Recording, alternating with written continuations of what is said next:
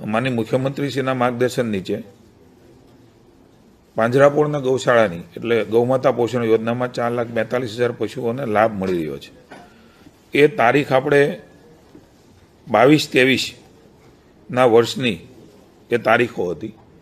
એમાં સુધારો કરીને 31/12/2025 સુધી જેટલી પણ ટ્રસ્ટ એ નોંધાયેલા હોય એ નોંધાયેલા ટ્રસ્ટોને પણ આ સહાય મળશે। ઓછામાં ઓછો 20 કરોડ રૂપિયાનો નવો બોજો એ ગૌમાતા પોષણ યોજનામાં, એટલે કે પુનઃ એકવાર કહું 31/12/2025 સુધી, બરોબર છે મેડમ, નોંધાયેલા જેટલા પણ ટ્રસ્ટો છે 22 પહેલાં નોંધાયેલાને જ મળતું હતું।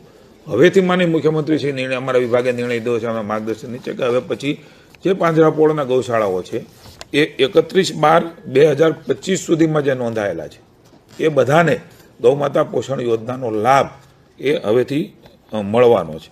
500 ગામ પ્રાકૃતિક ખેતી તરીકે જે બજેટમાં સીધી જોગવાઈ નથી, પણ મુખ્યમંત્રીશ્રી અને નાણામંત્રીશ્રી અમારા વિભાગને કહ્યું છે કે તમે અમને માગણી કરશો એટલે અમે તમને આપી દઈશું। 500 ગામ માનીય વડાપ્રધાનશ્રી, માનીય મુખ્યમંત્રીશ્રી અને આપણા રાજ્યપાલશ્રી જે પ્રકારે કામ કરી રહ્યા છે અને આપ જોશો તો પ્રાકૃતિક ખેતી ઉપર વિશેષ ધ્યાન એ આમાં ફોકસ થયું છે નવી બાબતોમાં। તો 500 ગામ એકસાથે સંપૂર્ણ ગામ પ્રાકૃતિક ખેતી કરતા થાય એના માટેના 113 કરોડ રૂપિયાની પણ માગણી એ અમે અલગથી કરવાના છીએ અને મંજૂરી માટેની પણ માનીય મુખ્યમંત્રીશ્રીએ વાત કરી છે।